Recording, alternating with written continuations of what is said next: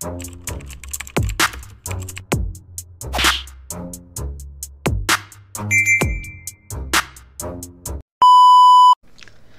what's up mga kumag, I'm back, ang inyong online judge. Walang iba kundi Judge Jinan. Okay guys, eto na. Uling battle na re-reviewin natin sa PSP or Pangil sa Pangil. At di natin alam kung magkakaroon pa ba ng season 2 ang Matira Mayaman. Kasi nung nakaraan nabasa ko or may napanood ako na live ni Boss Pibus na hindi na nga daw magkakaroon ng season 2 ang Matira Mayaman. So let's see kung totoo, pero mali mo, 'di ba? Baka marketing kasi madalas ngayon may mga ganyan pero biglang meron pa pala, 'di ba? So tignan natin. We're not sure if magkakaroon or hindi na talaga. Pero sana magkaroon pa. Pero kung sakaling magkakaroon pa ng season 2 ang Matira Mayaman, ang question doon is paano mahihigitan or mapapantayan ni Boss Pibus yung lineup ng season 1. Kasi 'di ba sobrang stock ng bracket ng season 1, 'di ba? Andun yung mga champions ng isabuhay. Sabi nga ni Shea dun sa interview niya kay Dog Brock na kumbaga kung tawagin dun is Battle of the Champions 'di ba? Kasi andun lahat ng mga kampiyon, may sunugan kumugan champion din si Zaki, 'di ba? So, ayun.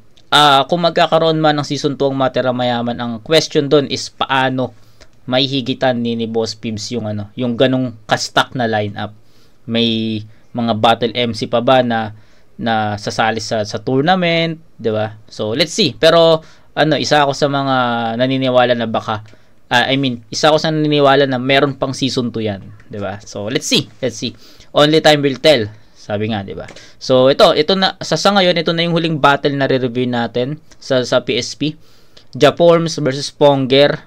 So di na ako magbibigay ng mga insights sa kanila. Let's see. Pero pare silang 0-1. So isa sa kanila magkakaroon ng panalo sa battle na to, kaya game.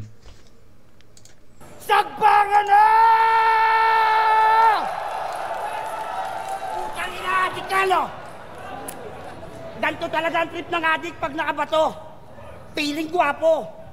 Hoy Ponger, wag ka masyadong desperado. Oo, marami ng babaeng dumating sa buhay mo, pero di ka pa nakakatikim ng si Jaforms kung siya, 'di ba napanood natin si Jaforms nung laban niya kay Fruz, 'di ba? Kung paano siya bumatel dun sa laban nila ni Fruz at kung paano siya bumatel ngayon, ganun pa rin no. So, 'yun. Oo, marami ng babaeng dumating sa buhay mo, pero di ka pa nakakatikim ng tao. Gago. 50 Bisayang aso na yung kinasta mo sa Cebu tuwing yung araw na ikaw yung nakasabu. Pibus, ito pala si Ponger, yung gwapo ng Cebu. Wow! Handsome! Handsome? Putang ina, sama ng mukha mo! Dahil kung itsura ng ating pagbabatayan, Ponger, hindi ka sa akin makakapantay. Oo, hindi ako cute, hindi ako gwapo. Sa flip-top, sinabi ko na to. Pero mas mapil ako sa'yo. 10 panganay ang iniwan ko sa Olongapo. Pero wala akong pagsustento. Kaya, Pibos, dagdagan mo ng 30 kay yung talent ko. Taga lang.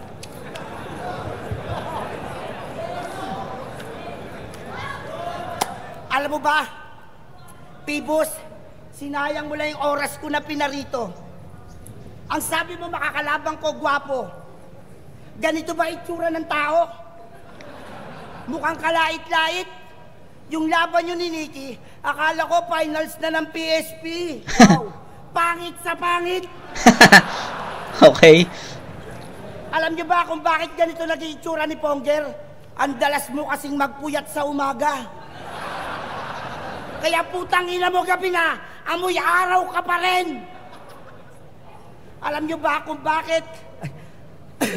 Alam nyo ba si Ponger, meron tong commercial ng sabon. Ano yon? Likas duhat.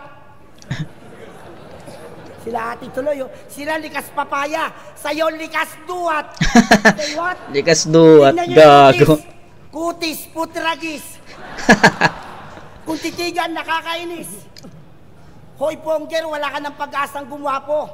Magpakonsulta ka man kay Vicky Bello, kung ikaw magiging pasyente, putang ina mo, magre-retiro.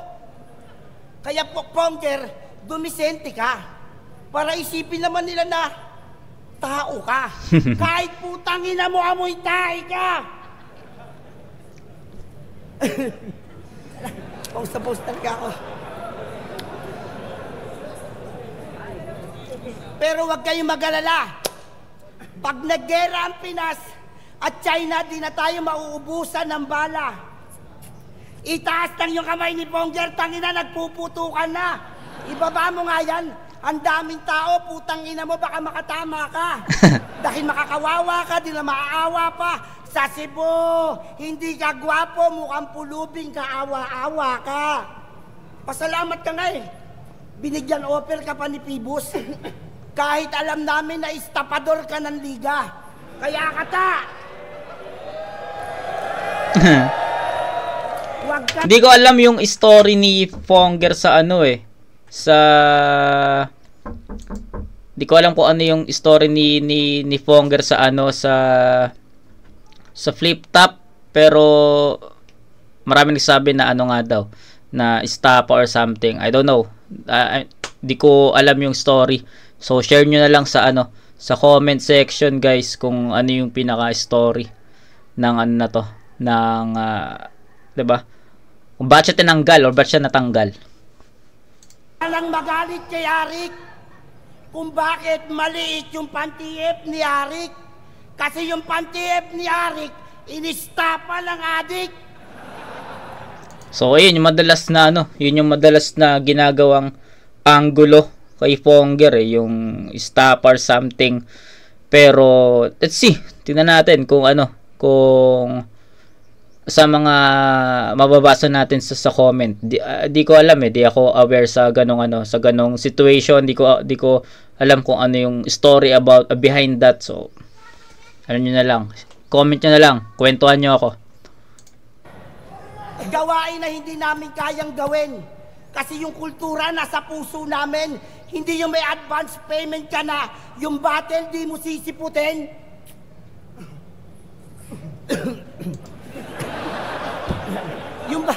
Yung battle di mo sisiputin.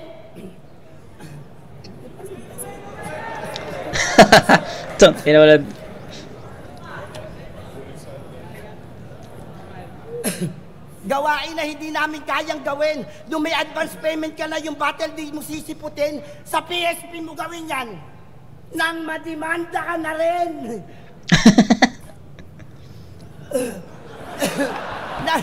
Nang madimanda ka na rin.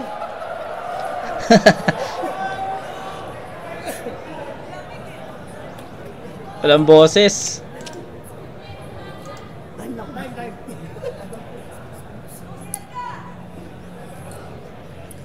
Gago, walang boses. Parang yung ano, kung napanood nyo yung laban ni Cerdeo sa 1 minutes 2019.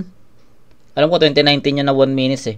Parang wala rin siyang boses na si Cerdeo, tapos tinime na lang niya time. Hindi na talaga kaya ng tubig. So yun. Yun yung round 1 ni Ninja Forms. Sabi ko nga sa inyo kung paano siya bumattle kay Fruz dati nung na-review natin, 'di ba? Yung nakaraan. Ganun pa rin yung approach niya, ganun pa rin yung atake niya. So sayang lang hindi niya na natapos ng maayos, hindi niya na close ng maayos yung ano yung round na to. Sayang. Pero so far yung mga jokes niya pasok yon para sa akin. Then yung isang issue lang na hindi ko kasi alam kung totoo yun o hindi eh. Hindi ko kasi alam kung ano yung story behind the Forms, 'di ba? Behind Pongger. So ano niyo lang ako, enlighten me na lang sa comment section. So yun. Best begin! Nung nalaman ko na ikaw ang aking kalaban, puta, bigla akong ginanahan. Kasi nung una kong laban, ako ay talo sa laban. Mali. Balik. Nung una kong... Gago, mali. Nung nalaman ko na ikaw ang aking kalaban, puta, bigla akong ginanahan. Kasi nung una kong salang, ako ay talo sa laban, pero ngayon, siguradong ako ay panalo na. Kasi paano ko nasabi? Kasi imposibleng manalo to kahit batak pa sa droga. At walang babaeng magpakandot sa'yo dahil wala kang pera. Kasi pag sinabing Japorms, doon nyo makikita kung gaano kahusay yung taong mamorma. Gaya nito. Ito daw yung malakasang pamorma nung dekada 80. Kaya wag na kayo magtaka at kayo... Okay. Ito ilang lines pa lang to ni Ponger, pero napansin ko agad na ang ganda ng latag niya, no? Ang ganda ng salansan niya sa mga linya. So, doon pa lang angat na si si Ponger para sa akin. Ganda ng construction. Nakakailang lines pa lang naman so far, nakakailang lines pa lang naman si Ponger dito, pero I think sa construction ng sulat, sa delivery, lumalamang siya dito. Yun na lang humusga kung sino ba ang mas matanda, si Basilio ba o siya.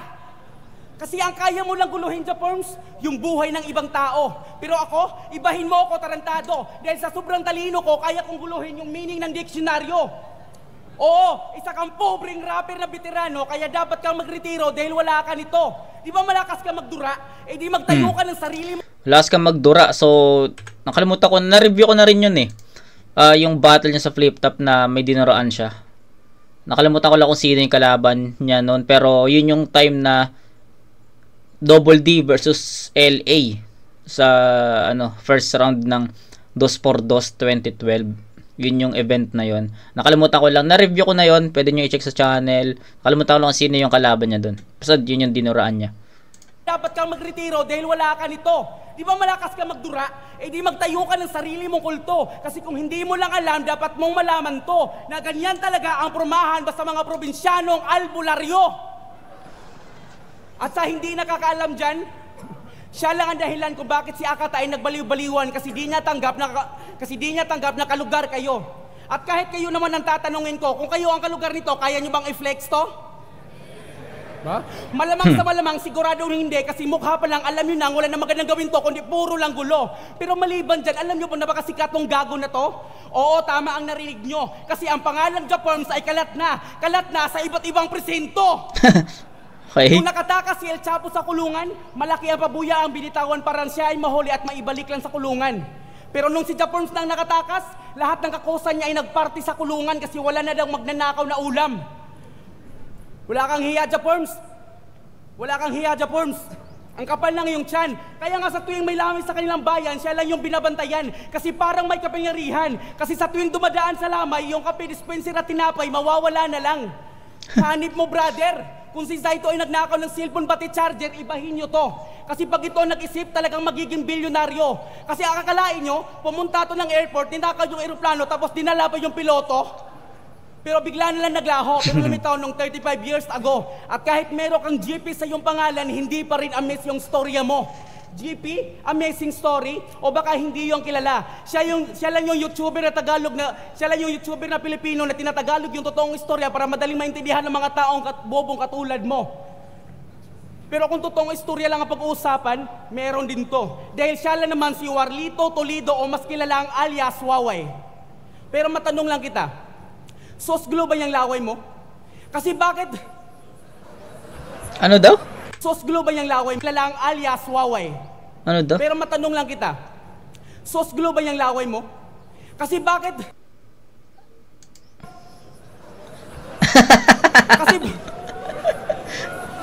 Kasi bakit mo duraan yung tsinelas bago ka...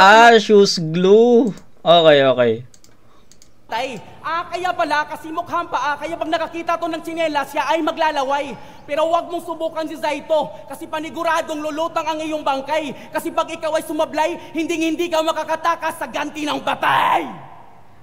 O ikaw ay bano kasi ikaw ay taga-Kapo. Pero pag tinanggal natin yung G sa Kapo, sana inyong mag-G na itong veteranong lolo ay pinatay lang ng apo. Alam kong mabait ka na tao. Sadyang galit lang yung kalikasan sa iyo, kaya pinaghirapan ka ng husto. At huwag mong sisihin yung gobyerno. Ang sisihin mo, yung sarili mo. Kasi kung meron ka lang plano sa iyong pamilya at hindi ka nagpakalulong sa bisyo, di sana hanggang ngayon kaya ka pa sana ang asawa mo. Nakikiramay ako sa iyo, tol. Alam ko mahirap ang iyong pinagdaanan, pero pinili mo yan. Pero hanggat buhay ka pa, huwag kang mawala ng pag-asa. Ipagpatuloy mo ang iyong sinimulan, dahil ngayon wala ka ng asawa, di magsabu ka! Kasi kung naalala mo lang yung kalaban mo na nagsabi sa'yo na, shit! Ang saya, di ba? Di ba Si Fruz yun. Kadismaya, kasi sa laban ninyong dalawa may dalakan lapida, pero sa huli, ikaw yung nakarma. Shit! Ang sakit, di ba? At hindi ito DDS, ako isang DDI. Pasig, huwag na kayong sumigaw na bawi, kasi ranuan pa lang mga bay, kalaban ko, patay! Time. Yun, so simple lang na na judgment dito. Syempre sa kung paano tinapos ng dalawang MC yung round nila.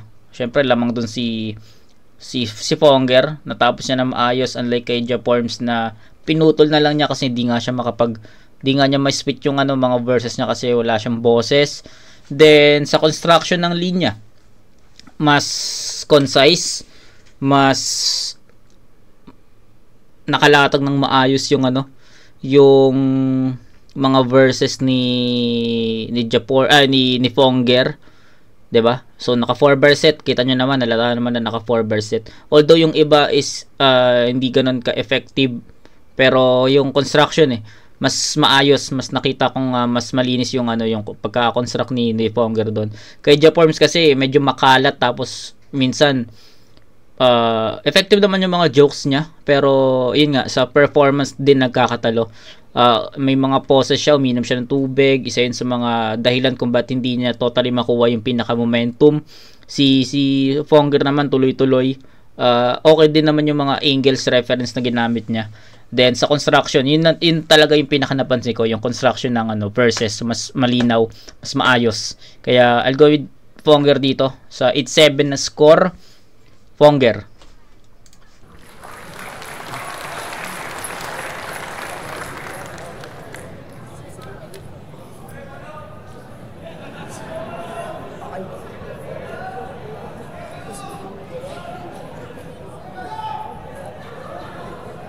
Pibus, di mo ba ako ginagawang tanga?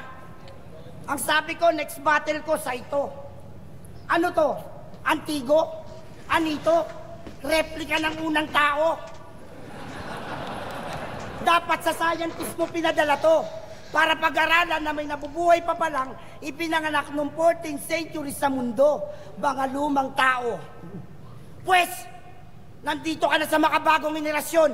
Yung pangarap mo na pangalan ko mabaon, putang ina mo, yan ang pinakamalaking mali mong desisyon. Kaya wag mo na naisin na palaring ka pa sa akin. Dahil yung pantiep ni Pibus, di mo na kayang nakawin sa amin. O di ba kay sakit? Sabihin sa'yo yung totoo, na yung pantiep ni Arik sa mga MC sinolo mo. Umulit Umulit yun, umulit. Sinolo mo para lang sa bato. Bato sa langit ang tamaan, wag magalit. Kung nilalait kitang sobra Fonger, hindi ka gwapo. 1 milyong ulit kang pangit. Sa totoo ng Pibus, dapat pineposad na to. Na may nabubuhay pa lang, nabubulok na tao sa mundo. Wala kang puso, hayop ka. Kaya kung inaakala mo na isa ka sa mga MC kinakatakutan ko sa liga, nagkakamali ka. Dahil kung si Arik na pag nakawa mo ng pera, ako hindi mo ko kayang pag nakawa ng tagumpay. Kaya pilitin mo bang pumantay sa utak kong pinanday, uuwi ka ng Sibong isang malamig na bangkay.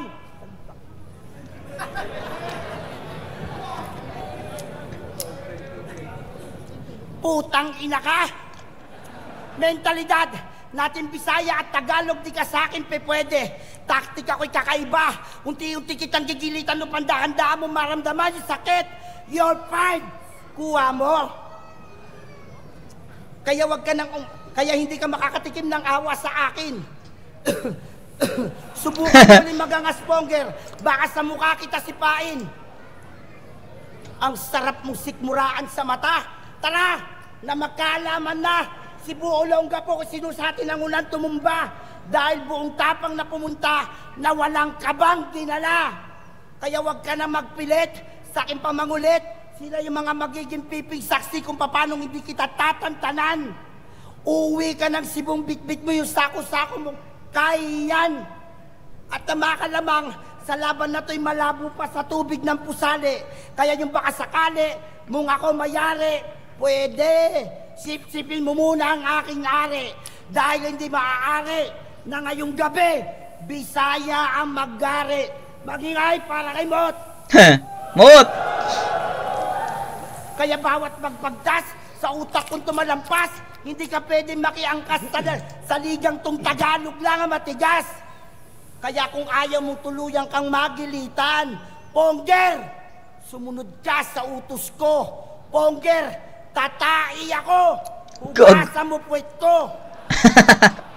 Gamit sarili mong mga dila. Yan ang dahilan. Gago. Ba't binitbit Diri. ng Pibus pa Maynila para sa akin magpalila. Kaya tanggapin mo ang tadyak at suntok ko galing sa malupit mong amo. At kulang pa yan, paghihirap na dapat mong danasin. Bibit-bitin kita sa Cebu at doon kita susunugin. Putang ina ka!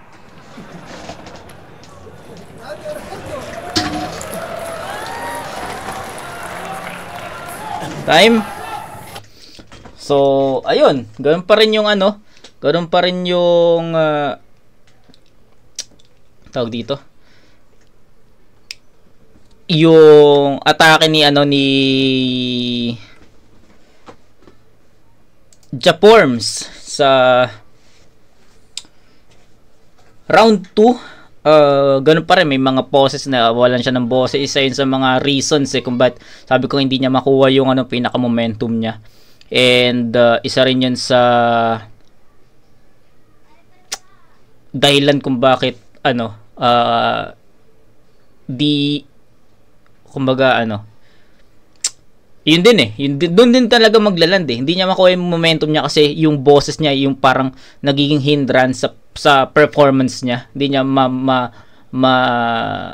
labas yung full potential ng deliberation niya kasi doon na sa boses niya.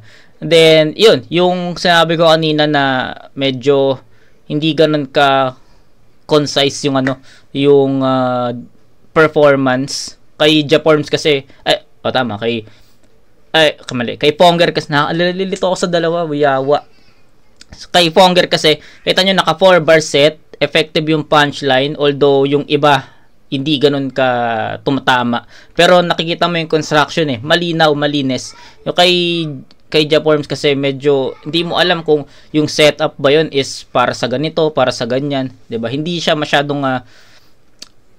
rin siya masyadong connected para sa akin. So ayun yung nakikita ko, yung nakikita kong ano, difference ng dalawa. So let's see hindi ko alam kung sino yung panalo dito, pero para sa akin lamang sa performance si Pongger sa construction ng verses or ng lines, 'di ba? Mas maayos, mas malinis din, 'di ba? Kung tatanungin niyo ako kung sino yung mas battle MC sa kanila sa ano na to, sa entablado na to, sa gabing to, I think lamang sa ano sa pagiging battle mode or pagiging battle MC si Pongger sa ano na to. Pero pakinggan natin yung round 2, baka mag-iba.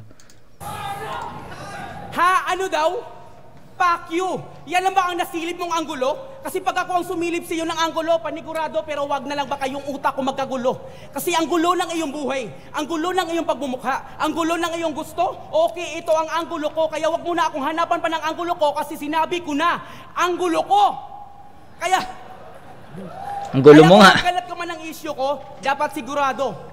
Kasi kita naman na hindi pantay ang pagkakasabi nito, kaya paniguradong bulag ang nakwento sa iyo na barbero. Oo, nakakasala ako. Hindi ko yan i-deny. Pero kung maibalik ko lang yung dati, hindi ko sana dapat yun gawin. Pero ako'y nalulong sa depresyon at hindi na makalunok kahit masarap pa yung pagkain. Kaya sabi ko sa sarili, hindi na to tama. Talagang tama na to. Kaya ako ay tumingin sa salamin at napasabing, putang ina, ang gwapo ko pa rin. Kasi imaginein mo men, na ganitong dating at lahat ng mga babaeng nasa harap natin, kaya ko yung katutin. Gago.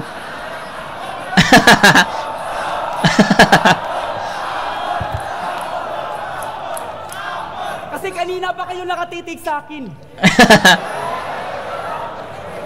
Ganyan talaga kayo mga girls.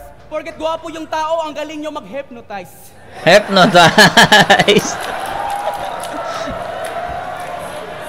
Kasi kita ko naman sa inyong eyes na inyo akong likes at gusto nyo akong dalhin sa langit. Pero ang tanong, marunong ba kayo mag-drives? Kasi no license required and turn on the light at magkantutan tayo na pagulong-gulong para bang naglalaro ng dice. At sa sobrang nice ng ating pagsisix, di nyo na mabilang kung ilang beses ko na kayo binutokan sa titi kong Armalites. Pero tandaan nyo, ang buhay natin ay parang laro. Minsan panalo, minsan talo. Pero ito, lagi na lang talo. Kaya nga ito nagbibisyo kasi sa tuwing gumagamit ng bato, doon lang niya masasabing panalo. Kaya mga hurado dyan, alam niyo na kung sino ang nanalo. Kasi kita naman kung sino ang matalino. At di ko na kailangan pang gumamit ng 45 at itutok pa sa ulo nito at kalibitin para lang marinig niyo na bobo to. Bang! Ano Japon's rinig po bo? Kasi kahit hindi bagong taon ngayon, alam kong ramdam mo ang aking pasabog. At kahit boxing rin ang iyong inaalok ni Boss Pibos, tulog ka pa rin sa aking suntok. Kasi okay lang naman na magbiro ka sa taong bagong gising kaysa taong never pang natulog. At nung binaha ang lugar nyo, lahat ng kapitbahay nyo ay nalungkot kasi bakit daw hindi ka inanod? Kawawa ka naman sa forms, wala nang naawa sa'yo. Buti pa yung aso sinagip. Pero hayop rin doon. Pero hayop rin to, di ba? Sa sobrang rear ng pagbumukha, lahat ito takot kasi nga lumapit. Pero hanip tong manamit. Tingnan nyo naman yung outfit, di ba yung mata nyo ay kukusang pipikit? Pero aminin mo nga, kayo ba yung Gigi mo na sumikat sa internet? Na ganitong lumakad sa street tapos yung background music, yung kanta ni 50 Cent? Ah, ikaw yun! Idol! Pacquiao! Nung nalaman niyo... Akala mo magandang tingnan? Nung nalaman ni 50 Cent yung kanta niya, ginawa niya ng parody, lahat kayo ay gusto niyang patayin. Dahil naging 50-50 yung buhay ni 50 Cent, pero ang iyong kagingging, ang lakas mong tripping. Pero wala namang dating kagaya mo, kaya huwag kang mag-feeling kasi pag hindi ka nakapagnakaw, ay wala kang makain. Sa presko, ikaw ay sobrang lasin. Pero nirespeto ka pa rin namin. Pero sa susunod, isipin mong mabuti na tama ba iyong gagawin. Kasi real talk, sino naman nang hindi magagalit nito? Tinanggal niya ang pustiso tapos nilagay niya sa baso. Kaya si Boss Pibos ay galit na galit at muntika ka ng sapakin. Real talk yan.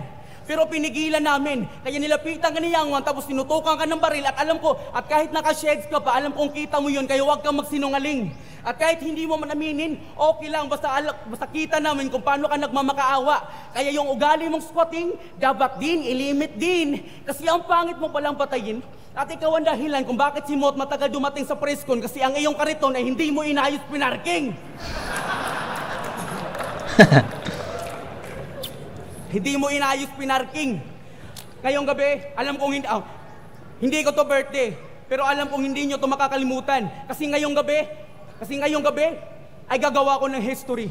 Kasi papatayin ko ang lahat ng mga rapper. Ng mga batikan ng mga rapper, kaya tawagin nyo kong Puff Diddy. Kasi sa music industry, Japorms, hindi ka kasali. Kasi banu ka, isa kang peste. At kung bibigyan ka ng award ni Boss P, huwag kang magpapasalamat. Kasi kung gusto mo pang mabuhay, doon ka mag-thank you kay Beyonce. Sinod. Time?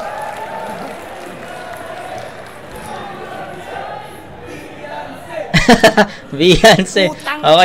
Okay. So, ayun lang, no? Hindi naman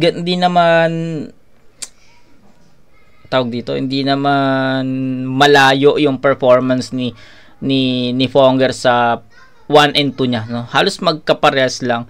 And ayun lang talaga yung pinaka nakikita ko yung yung linis ng performance versus sa kung anong pine-perform ni Japorms na medyo hindi ganun ka-connected, medyo kalat, medyo broad. May mga times pa na hindi maintindihan or magets yung sinasabi ni Japorms kay Fonger kasi pakinggan mo siya, nakahalatang-halata na na naka-construct ng 4 bar set, 'di ba? Tapos, ayun, I think sa linis lang ng performance talaga magkakatalo. Mas gusto ko yung performance ni Fonger. Sabi ko nga, mas naka-battle mode siya dito. Unlike kay Japorms. Siguro sa rin sa performance din talaga ni Japorms na pahinto-hinto. Isa yun sa mga reasons talaga. Pero 1 and 2, Japorms, Fonger yun. So sabi ko nalilito ko sa kanila. So 1 and 2, Fonger yun para sa akin. So same score, 8-7, 8-7. Hindi naman humina, di naman lumakas yung performance ni Fonger. Same level ng 1 and 2 niya. Ganon din kay Fonger. Mali. Ganun din kay Japorms, putang ina, nalilito ako sa kanila. Ganun din kay Japorms, di ba? Halos magkaparehas lang din 1 and 2. So yun, 8-7, 8-7, 14 to 16. First 2 rounds para sa akin, Fonger na yun. So round 3, pakinggan natin. Putang ina ka! Mula una, ikalawa, dinurog na kita. Hanggang ikatlo, pipiluin kita na parang pamintang. Sisingutin mo mula tanghali, gabi at umaga. Wala nang tuter direkta. Wala ka ng perang pandroga. Kaya kay Pibus pumunta. Bakit? Kasi TF tumaba na. Putang ina mo, hindi ka pwede ditong umista pa. Ayun, paulit-ulit din yung isa sa mga siguro.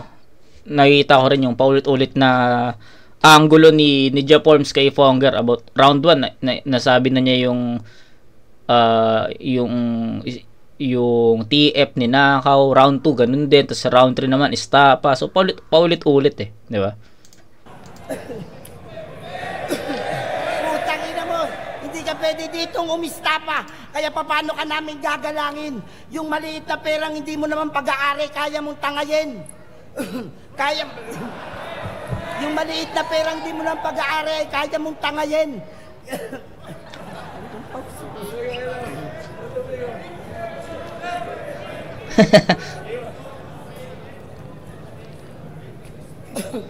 Kaya paano ka namin gagalangin? Yung maliit na perang di mo naman pag-aari ay kaya mong tangayin. Ganyan ba ang gawain ng isang padre di pamilya, Fonger? Kumikita ka naman sa bawat battle, bakit nagnanakaw ka pa? Yan ba ang ipamumukha mo sa magiging bago mong supling? Hindi pa siya itinisilang, Fonger, kinamumuhian ka na. Kaya isa lang, sa may kapal lang aking dalangin, paglaki ng anak mo, wag na wag ka sana niyang gagayahin. Oo, totoo, sa Rosario, Cavite, ako'y pedicab driver lang. Pero buwang buhay ko, di ako nagnakaw. Kaya yung pagkain inuwi ko sa tahanan, aking pinagpawisan. Ganyan ang pagiging isang literal na padre de pamilya, Fonger. Tama, maliit nga ang aking kinikita. Pero yung pagkain inuuwi ko sa tahanan, hindi ko pinagnakawan, maghapon kong pinagpaguran. Okay.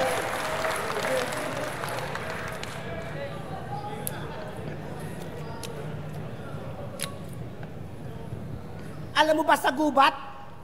Alam mo sa gubat, ikaw lang yung oranggutan na nanunuklaw. Pagkatapos kayong hanguin at ipakilala yung tao na gawa mo pang saksakin sa likuran, yan ba ang ipamumulat mo sa anak mong karangalan? Utang na loob, kaya mong kalimutan. Si Arik, iyo lang mapagnakawan. Pero sa PSP, di mo na pwedeng gawin yan. Ulit na naman. Ng Japon si Pibus sa iyong nakahadlang. Kaya wag ka sa akin magmatapang. Fonger, hindi ka matapang, magnanakaw ka lang. Tandaan mo yan, Fonger. Hindi ka matapang, magnanakaw ka lang. At yung pagkamatay ng asawa ko, yung lapida, at pagkamatay ng asawa ko, ako nasaktan. Tarantado! Yung lapida na yon, inanda ko na sa asawa ko para hindi na ako masaktan pag nawala siya. Bakit? Ang dami dito pwedeng ipalit. Tangina mo. Gago. Si Raulo. Huwag po kayong mag-alala. Hindi po ako mapili sa babae. Di bali ng maganda basta mayaman. Di bali ng maganda basta mayaman. Ikaw, anong kinasta mo? Sila gusto mo? Gago, hindi yan pwede sa inyo sa probinsya. Pang-aso lang kayo. Okay, nice. Oo, ninakaw ko yung aeroplano. Ikaw nga sana isasakay ko para pag-uwi mo, hindi na sasagutin ni Pibus yung pamasahe mo. At least, nilibre ka na ni Japons. Kaso, na-junk shop ko, pare, sorry. Gago. Freestyle, may rebat pa sa dulo, bandang dulo. Wala kasi kaming makain. Kaya yung aeroplano, binenta ko na. Di ba mahirap lang ako? Oo, tanga, mahirap ako. Mahirap akong kausap, Ponger.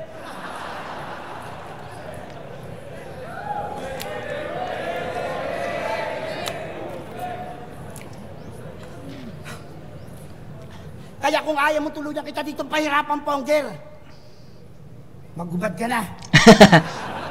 Uumpisa na natin. Makakatikim ka sa akin na romansang pusa, Ponger. Magdamag tayo maghahabulan sa bubong. Gago. Tapos magkakalmutan. Pero hindi ikaw, kami yung magkakantutan. Manonood ka lang. Ha? Ayos ah.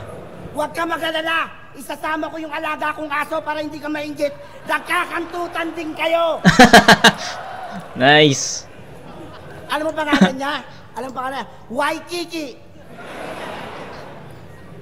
Pero itim yung kiki niya. Pangalan niya lang yun, kaya huwag kang magtaka. Hindi mo na siya pwedeng isogo. Doon na lang tayo sa bubong. Manonood kayong dalawa.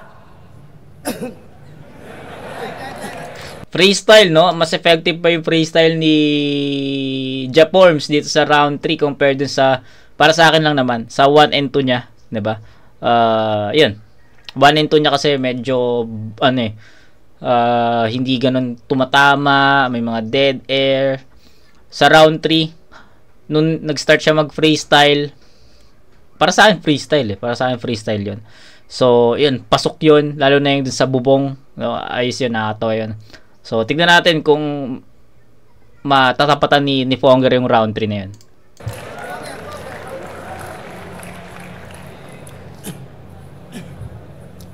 Game! Game!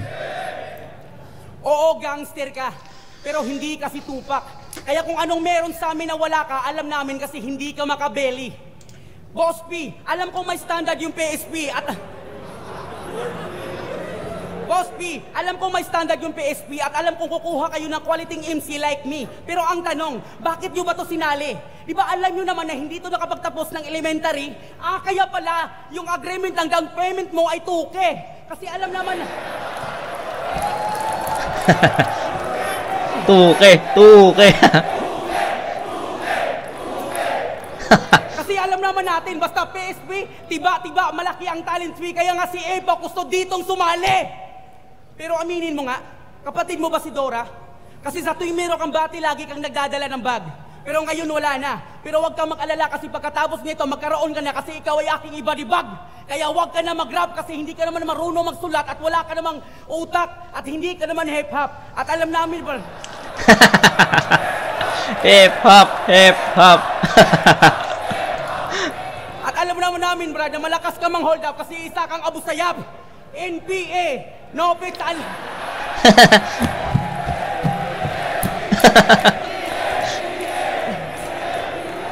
NPA, no pets allowed. No pets allowed. NBA, no pets allowed. Pero paano to nakapasok? Kaya bouncer, pakilabas nyo tong hayop na to. Kasi pag ito ay nagwala, lahat tayo dito ay mawala at mahilo pag tinanggal na ang kanyang pustiso. Kasi napakabaho ng bunganga mo. Di ba kayo close ni Up? O meron namang Colgate? O di kaya magmugmugan ng Muriate kung mo trip magsipilyo? Kasi pag ito ang kaharap niyong kausap, para kayong sinasaniban ng masasamang espiritu. At nung nag-search ako sa Google kung anong epekto ng droga, puta, lumabas yung litrato mo. Kaya ako ay napaisip at napasabing, masama pala ang bisyo kasi pangit pala ang epekto nito. Kaya ako'y lubos na magpasalamat sa iyo. Kasi kahit mukha kang demonyo, ikaw yung instrumento na binigay ng Diyos para ako ay magbago. Hulog ka ng langit o baka ni-reject ka doon. Kasi kung ayos yun, maganda yun. Kasi kung hulog ka ng langit, malamang tinula ka doon ni San Pedro. At hindi ako si pistolero. Pero anong feeling kung utusan mo ako ng bumili ng item tapos magdamag ka maghintay tapos hindi ako dumating? Anong feeling na gamit ka ng gamit tapos yung binigay ko sa iyo ay bitsin? So anong feeling na last money mo na pala yung sinishare tapos doon ako sa ibang tao nakijamming? So anong feeling na sinasabihan ka ng snobero daw yung baho mo kasi hindi ka daw nag-hygiene? Ariel yung pangalan pero ang baho, gago! Kung sa Tondo ay may OG secret, sa Gapo may OG secret. Siya lang daw yung pinakamatigas na gangster kasi ang mukha ay puno ng band-aid. Matanda ka na, Japorms. Hindi ka astig. Hindi ka astig kaya hindi na bagay sa'yo yung magpakulkid. Kasi paano kami bibilib sa'yo, daig mo pa yung tinirang pagkain ng security guard. Sobrang cheap. Sobrang cheap. Kaya tandaan mo, Japorms, huwag kang magpadala sa tama. Kasi yan ang pinakamalaking mali na yung mali mong tama ay pipilitin mong itama. Tubig. Tubig.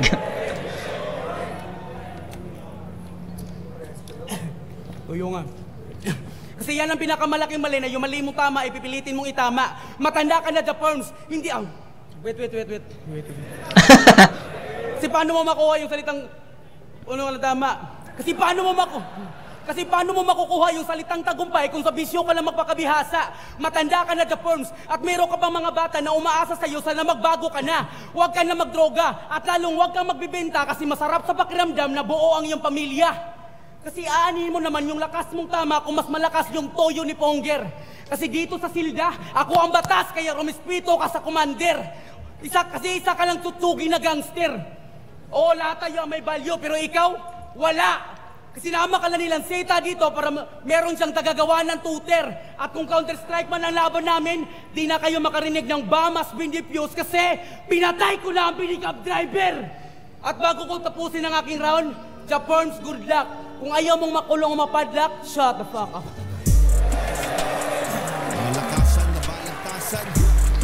Okay. Okay, so ayun lang. Mabilis lang. Okay yung freestyle ni Japorms sa sa round 3 pero I think sa consistency ni Fonger yun yung tumalo kay yun yung tumalo kay Japorms, yung consistency ni Fonger. Ganda nung performance niya, malinis, maganda yung pagka-construct, maayos niyang na-deliver.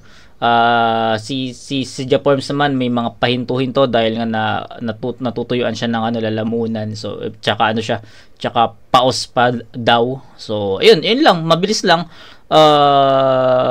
Fonger all 3 rounds. So 3-8, 3-7. So that's 24-21. Hindi naman bumaba, di lumakas yung stage presence or energy performance level ni Fonger, pero consistent siya kung paano niya inumpisan yung battle. Ganon. So hindi ko na rin masyadong i-elaborate pa. Kita naman sa sulat pa lang Sa sulat pa lang alam mo na kagad na lamang si si Fonger doon. So yun lang. Fonger all 3 rounds. Pangil 4,000 pesos. Ang mananalo dito ay magkakamit ng bonus na 30,000 pesos. Ang boto ng mga taga-hatol 3-2. Manalo si Fonger.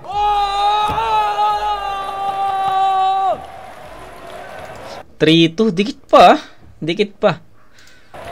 Yo, shoutout ka pala kay Fab, 7 Kings Production, TBS, 3C, OG Secret, shoutout sa inyo. Tangina, at saka shoutout nga pala sa asawa ko kasi next year is manganganak na siya. Salamat God, thank you God.